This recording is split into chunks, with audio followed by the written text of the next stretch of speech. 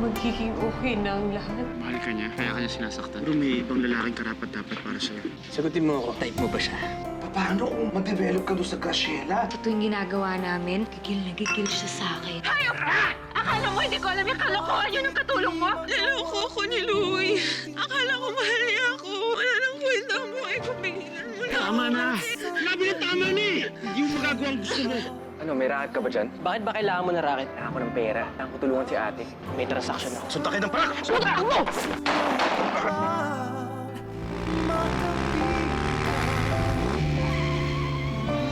Hindi ako paig na tapusin mo ang buhay mo, naintindihan mo? Hanggat nandito ako, hindi mo magagawa yun. Galit ka na rin sa akin ngayon. Wala talaga nakakaintindi sa akin. Paano naman kita iintindihin? Gusto mong tapusin ang buhay mo, gusto mong pakamatay! Graciela, huwag ka magpapatalo sa mga problema mo. Harapin mo to. Madali lang sa'yo sabihin yan. Kasi hindi naman ikaw ang naaapektuhan eh. Ako. At mas lalong hindi buhay mo ang patapon kundi yung akin. Kaya hayaan mo akong gawin ko anong gusto kong gawin! Graciela!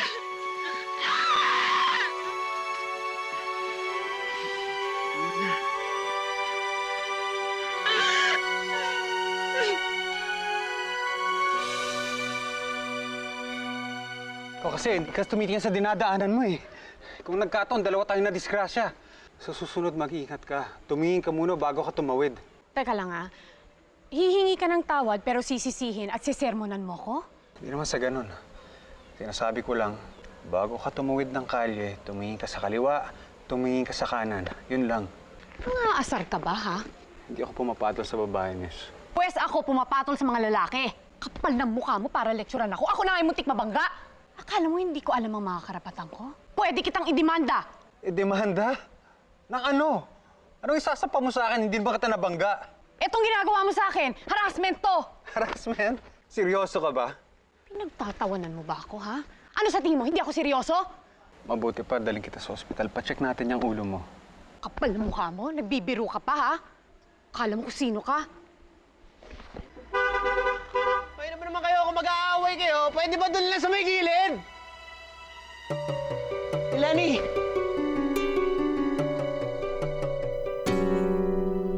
Lock mo na yung pinto to eh. Maraming luko-luko diyan. Ganitong mabagal ang takbo natin, baka masalisihan ka pa. Baka biglang may magbukas ng pinto, tapos hablutin yung pera mo. Kitang-kita ka pa naman dito sa labas. Di ka ba natatakot? Nagdala ka ng ganyang kalaking pera? Graciela, huwag mong isipin yun. Nagiging patapon lang ang buhay ng isang tao kapag yun ang paniniwala niya. Naintindihan mo? Hindi, Martin. Yun ang paniniwala ko kasi yun ang totoo. Si Louie lang ang nagbigay ng pag-asa sa akin. Sarili kong pamilya, wala nang pakialam sa akin. Graciela, si Louie isang tao lang yan. Maraming pang tao sa buhay mo. Wala na magmamahal sa akin. Sinabi ko nga sa'yo, sarili kong pamilya, walang pakialam sa akin. Si Louie, wala na si Louie, wala na kwenta ang buhay ko. Hayaan mo na ako magpakamatay! Hindi ko na Matay! Tama na! Graciela, tama na. Hayaan mo na ako! Bitawan mo ako! Graciela! Lenny! Ano ginagawa mo dito sa Manila? Bigla ka namang umalis sa probinsya, hindi ka man lang nagpaalam. Kung ako lang, ayokong umalis. Pero alam mo naman, delikado na para sa pamilya namin kung manatili pa kami doon. Eh kung ako ba naman ang pinili mo, kaysa si Martin, di sana may tagapagprotekta ka. Pareho lang kayong ahas. Kaya ba ang bilis mo nakahanap ng kapalit? Oo. Umalis ako ng paradiso para makalayo ako sa mga taong katulad mo. Kahit kailan hindi na kayo makita pa. Halika na nga. Halika na. Ha? Paandarin mo na.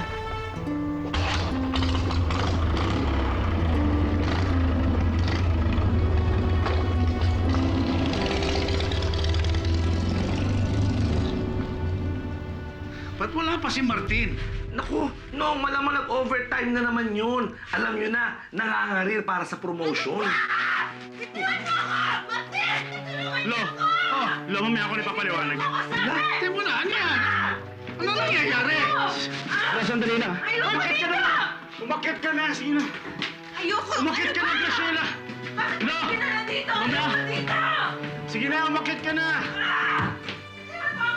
Naku, Nong. Iba pala ang kinakarir. Okay na dito.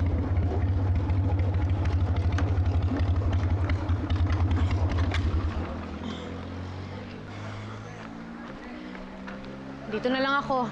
Salamat ulit. Since ayaw mong magpa-check up sa doktor, baka pwedeng hatid na lang kita sa bahay mo. Hindi ako nagpapahatid sa mga lalaking nangaharas sa akin. Kakaiba ka rin, ano? Pagkatapos mo kong gamitin para takasan kung sino man yun, ikaw pa yung galit. Ex mo ba yun? Kasi narinig kong sabi niya, pinagpalit mo daw siya dun sa Martin na yun, eh. Hindi. Pwede ba? Huwag ka na magtanong. Miss! Salamat nga pala, ha, sa pag-angkas mo sa akin. Bakit mo ba ako dinala dito, ha? Paalisin mo na ako! Graciela, huwag mong pipiliting itali kita, ah. Diyan ka lang, hanggang di ka kumakalma. Pagod na. Graciela, pwede naman kasi magpahinga sandali, eh. Hindi naman dahil nagpapahinga ka, hindi ka na lumalaban. Pwede ring malungkot. Pero yung sasabihin mong lalamunin ka ng lungkot mo at tatapusin mo na ang buhay mo, hindi na tama yun. Wala na akong pupuntahan. Wala na rin akong babalikan. Ano pa bang gusto mong gawin ko? Ayoko na mabuhay na mag-isa. Hindi ko kaya.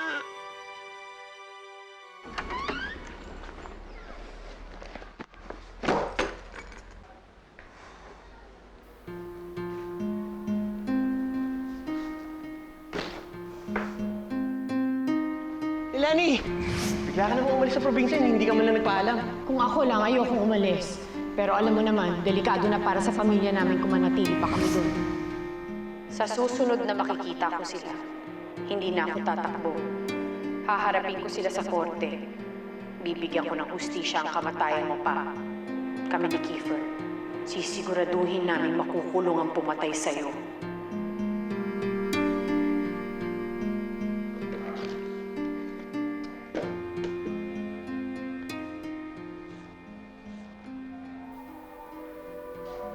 Kiefer? Isang kapapasok lang na balita, nagkaroon ng shootout sa may Tihener sa Kamuning, Quezon City. Kani-kanina lang. Doon tayo galing, ha? Ayon sa mga pulis, isang entrapment operation sana ang kanilang gagawin sa isang group na matagal na nilang minamanmanan. Ayon sa mga pulis, isang entrapment operation sana ang gagawin nila Sabi ko sa'yo, sa iba ng isang panahon group ngayon, eh. na matagal na nilang minamanmanan.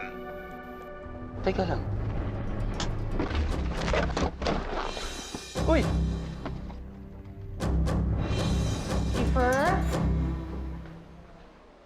Chief? Hans, alam mo ba kung saan nagpunta ang kapatid ko? Hindi, eh. Sigurado ka ba? Ikaw lang ang kakilala nun dito. Saan ka nang galing? Bakit ganyan na itsura mo? Wala ate, may pinuntahan na ako. Sige ate, muna na ako.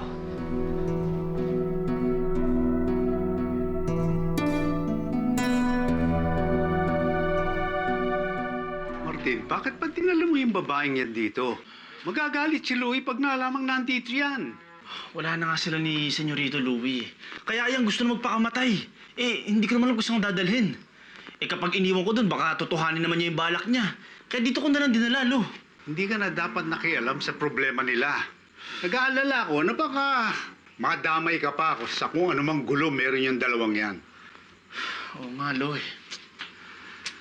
Pero, Lo, hindi ko siya pwedeng pabayaan na lang. Mabuti pa siguro kung umalis muna ako. Ano nangyayari dyan? Graciela, Ano nangyayari sa kanya? Oh, Martin, ang taas ng lagnat dito. Ay, alalayan mo muna. Mag-iid lang ako ng tubig. ako, Lo, ang taas nga ng lagnat. Oh, hindi pwedeng lumabas ng bahay yan. Yes, Dado. Nakausap ko na yung broker. May papakita sa atin lote bukas malapit sa may factory. Tapos makipag-meeting din ako kay Architect Mucha bukas. Siguraduhin mo lang bukas nakahanap ka na ng matinong location. Bilis-bilisan mo naman yung trabaho mo, Louie. Naiinip na kami ng lola mo. Yes, Dad. Nakita ko nga pala si Lailani sa Manila. Diyan lang pala sila nagpunta. Nakita ka niya? Oo, pero nagmamadali eh. Alam mo kung saan sila nakatira? Hindi. Ba't kailangan ko malaman? Hindi naman. Habang nandiyan dyan ang mga Angeles at wala sila rito sa rancho at hindi nang gugulo, wala tayong problema. Ay, Louie, asikasuhin mo na agad ang pinapagawa namin sa'yo, ha? Hindi yung puro babae na atupag mo. Alam mo, ang mga babae, pinupulot-pulot lang yan kung saan-saan. Hindi ang negosyo, ha? Okay, Dad.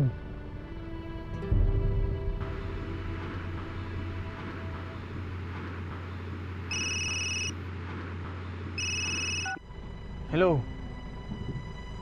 Oo naman. Basta magkita tayo maya-maya, ha? Love you. Kiefer! Keith!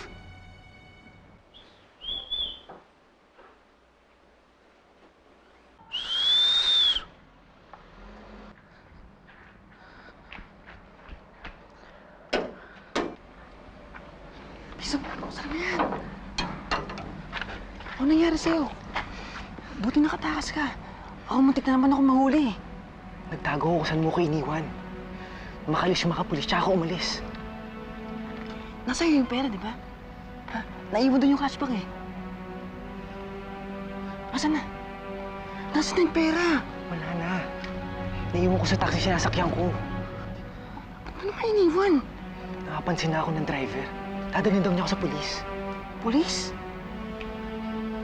Natakot ka sa mga pulis? Ha? Nag-iisip ka ba? Di ka ba natakot sa mga kontak natin? Papatayin tayo mo ngayon. Kita mo na. Nagkasakit ka pa tuloy. Pati yung katawan mo, hindi na kinaya yung ginagawa mo. Tapos sasabihin mo pa sa akin na wala nang pag-asa ang buhay mo. Hindi totoo yan, Graciela. Oo nga. Nag-break nga kayo. Hindi naman yun ang katapusan ng lahat eh. Tingnan mo ako. Iniwan din naman ako ng taong minamahal ko eh. Iniwan ako ng taong pinaka-importante sa akin. Pero nandito pa rin ako. Kailangan natin magpakatatag. Kung di nila tayo mahal, wala na tayong magagawa doon. Dalawa lang naman yun eh. Aasa tayo na mamahalin nila tayo ulit. O aasa tayo na may darating na mas magmamahal pa sa atin.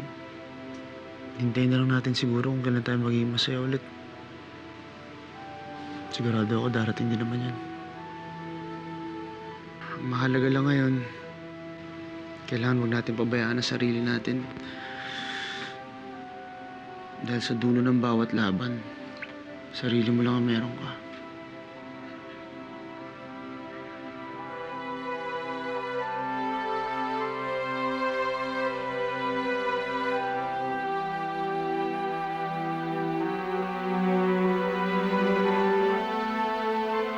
Ako mo yung plate number? Kahit plate number lang.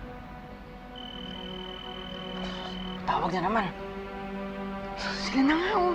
Sagutin mo na kasi. Ano sabihin ko? Hanapin sa atin yung pera. Sabihin ko totoo. Nag-iisip ka ba? Sabihin ko totoo?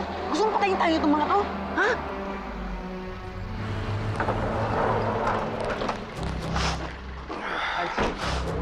Kanina pa kita tinatawagan ah. Nagka-problema lang, sir. Konting problema lang naman. Kita mo yan! Sama.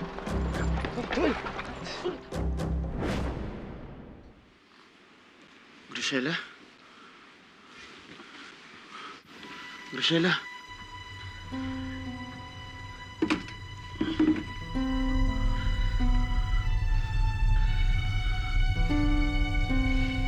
Graciela?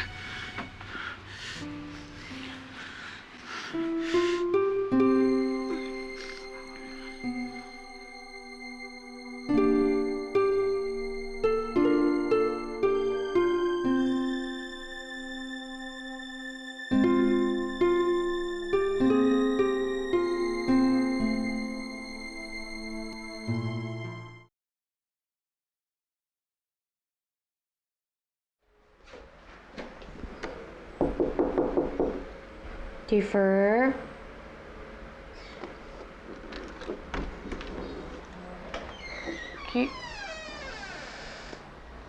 Kiefer?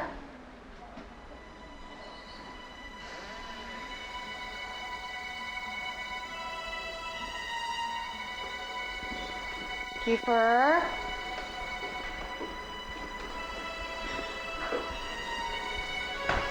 Kiefer?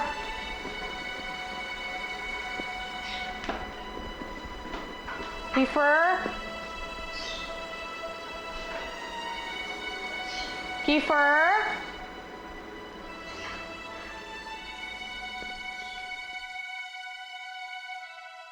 Tita Emma!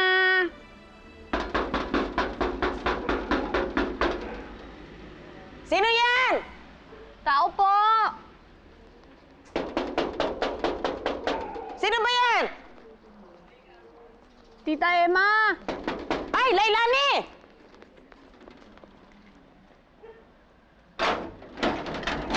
Oh, Lailani, ano ba yan? Ang aga-aga pa. Tita Emma, nandito po ba si Hans? Wala po kasi si Kiefer sa kwarto niya eh. Hans, oh, teka lang. Sandali, antayin mo ko, ha? Diyan ka lang. Sige po, salamat. Hans! Hans! Hans! Hans! Lailani! Wala si Hans! Saan kaya nagpunta yung batang yun?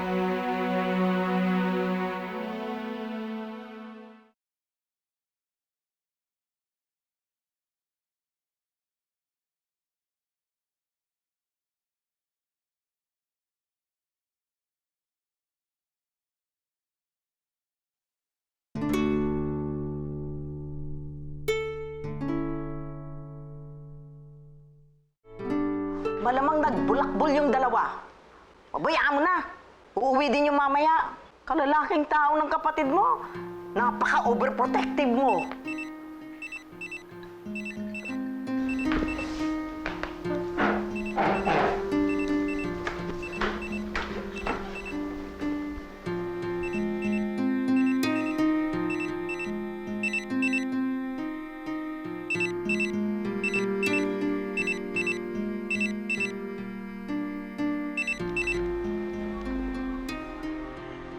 Hindi naman lalabas ng bahay yun nang hindi dala ang cellphone niya eh.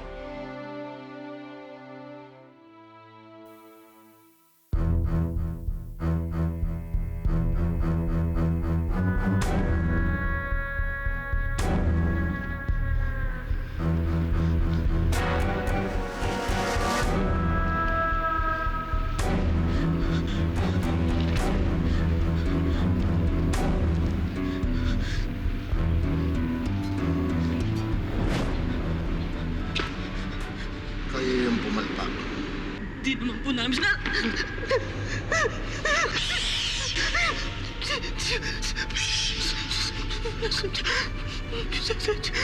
Nasaan ang pera ko?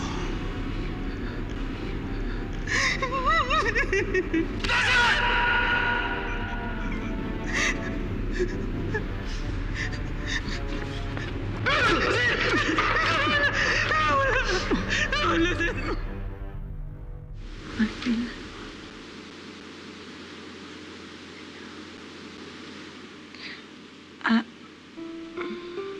Martin.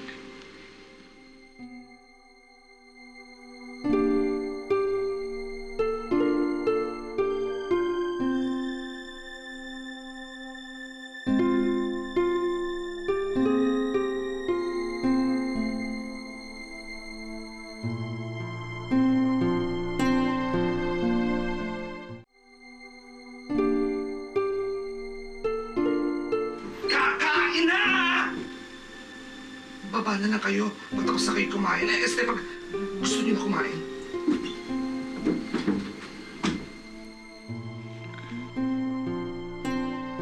Kakain na daw. Kaya mo na ba? Gusto mo dalang kita dito?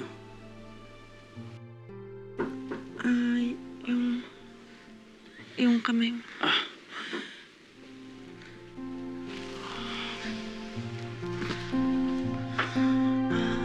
Susunod na lang ako. Mauna ka na. Oo. Kaya ko.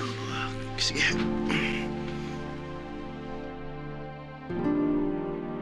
Kaso ma'am, hindi po natin masasabing missing ito kasi wala pang 24 oras mula nang huli mo siyang makita. Ilang taon na ba tong kapatid mo? 19 po. Huwag mo sana mamasamain ang tanong ko Bago siya mawala, wala ba kayong pinag-awayan? Baka kasi nagpalipas lang ng sama ng loob. Nagleyas. Maayos naman po kami kagabi. Wala akong nakikitang dahilan para maglaya siya. Oh, anong kaso niyan? Nawawala daw tong kapatid niya Ito yung isa sa mga sinusundan namin kagabi Sinusundan? Saan? Bakit po? Involved ang kapatid mo sa smuggling. Kaso di namin siya mahuli-huli. Matinik to Brando, bangon mo yun.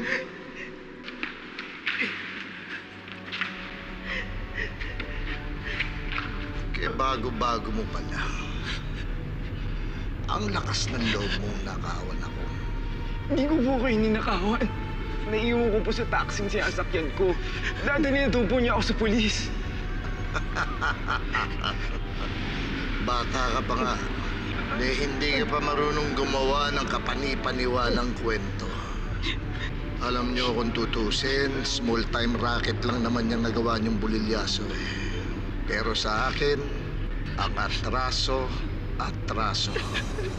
Ang utang, maliit man o malaki, dapat binabayaran. Wesley, alam mo na kung ano gagawin sa kanila. Kailangan mo ba? Hindi mo kaya? I thought so.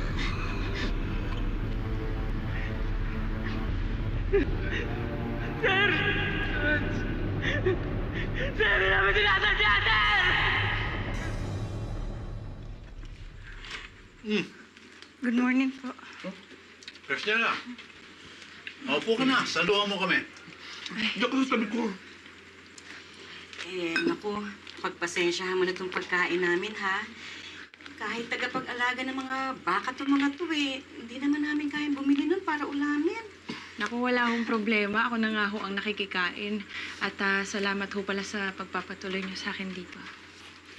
O sige na, kaya na.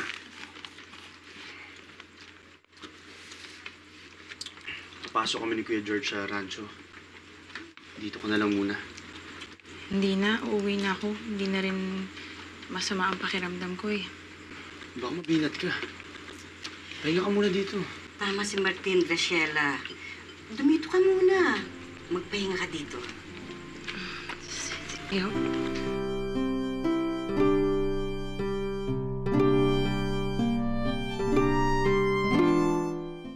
Excuse me po. Ano po yan?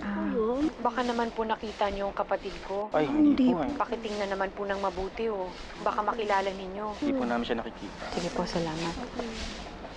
Ate, kilala niyo po ba tong lalaking to? Kapatid ko po yan.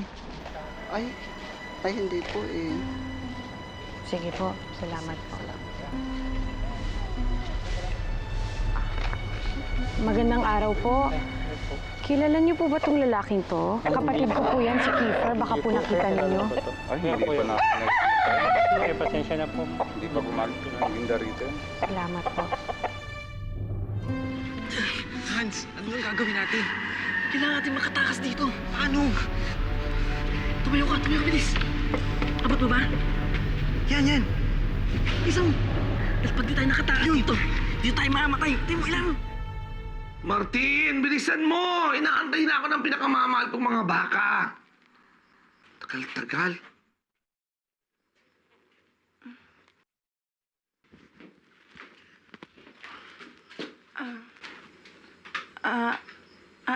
Alis na kayo? Oo. Yung ano pala, tungkol sa tungkol nangyari. Pasensya ka na. Huwag mo sanang isipin na pinagsamantalan ko lang yung pagkakataon. Hindi ko talaga alam kung ano nangyari sa atin. Hindi ko naman iniisip yun Pasensya ka na rin, nahihiya ako sa'yo. Baka mamaya ang tingin mo sa akin Hindi na bago pagtingin ko sa'yo.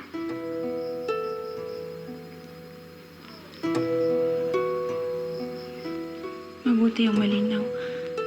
Siguro naman, wala talagang ibig sabihin yung kanina, di ba?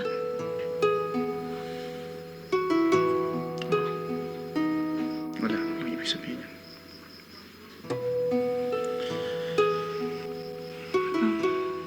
Ngayong nakapag-usap na tayo, siguro okay na tayo, no? Oo. Okay tayo. Sige. Muna na ako.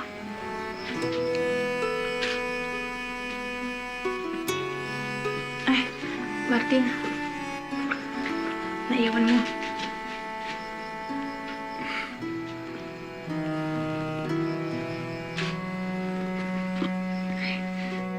Sorry. Salamat.